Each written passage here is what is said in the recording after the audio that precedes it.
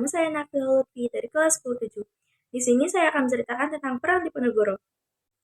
Perang Diponegoro atau disebut Perang Jawa terjadi pada tahun 1825 sampai 1830. Sejarah mencatat Perang Diponegoro sebagai perang dengan korban yang sangat besar hingga menewaskan ratusan ribu rakyat Jawa dan puluhan ribu dari Belanda.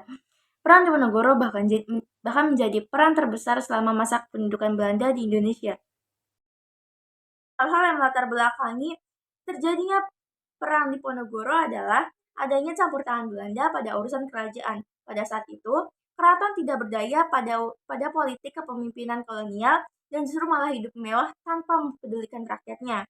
Selain itu, alasan mengapa Pangeran Diponegoro berontak adalah adanya pemasangan tonggak-tonggak untuk membuat rel kereta api yang melewati makam leluhur Pangeran Diponegoro. Perang Diponegoro diawali dari 20 Juli 1825, di mana istana mengutus dua bupati senior untuk memimpin pasukan Jawa Belanda menangkap Pangeran Diponegoro dan Mangkubumi di Tegalrejo. Saat itu, Diponegoro beserta sebagian pengikutnya mampu menyelamatkan diri, namun kediamannya habis dibakar.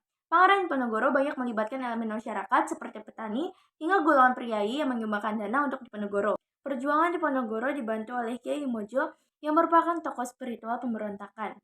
Hanya butuh waktu 3 minggu untuk Pangeran Diponegoro melakukan penyerangan dan menduduki Keraton Yogyakarta.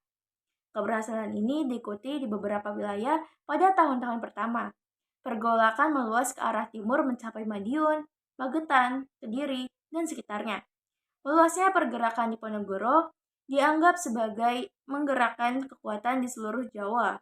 Dalam pelaksanaannya, Perang Diponegoro dilakukan melalui teknik gerilya.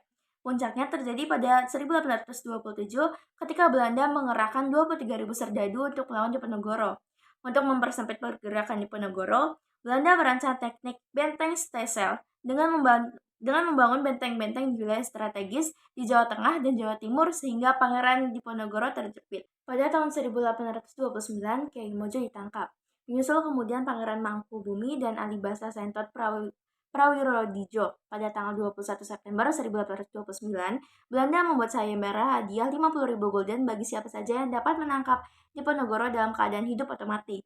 Pada tanggal 16 Februari 1830, melihat kedepannya yang melemah, Pangeran Diponegoro setuju untuk bertemu dengan utusan Jenderal de Kock, Kolonel Baptist Clarence.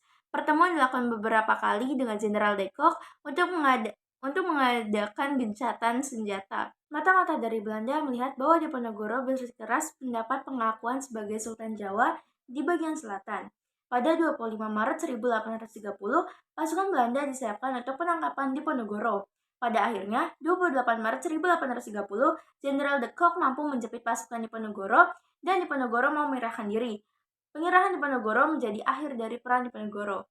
Setelah ditangkap, Diponegoro diasingkan di gedung Kepresidenan Semarang di Ungaran dan dibawa ke Batavia pada 11 April 1830, kemudian dipindahkan ke Manado pada 30 April 1830, serta tiba di Benteng New Amsterdam pada 3 Mei 1830.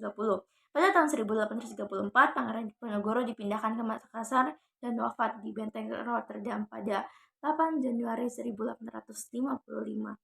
Sekian dari saya, mohon maaf apabila ada kesalahan kata. Wassalamualaikum warahmatullahi wabarakatuh.